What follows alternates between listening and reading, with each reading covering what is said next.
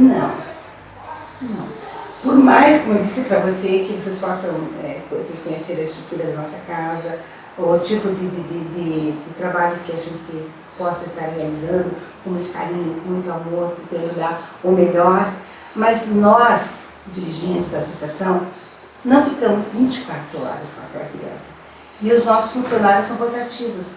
Eles entram e saem da instituição. Então a criança se apega com uma pessoa, de repente aquela pessoa vai embora e eles perdem. São muitas perdas na instituição.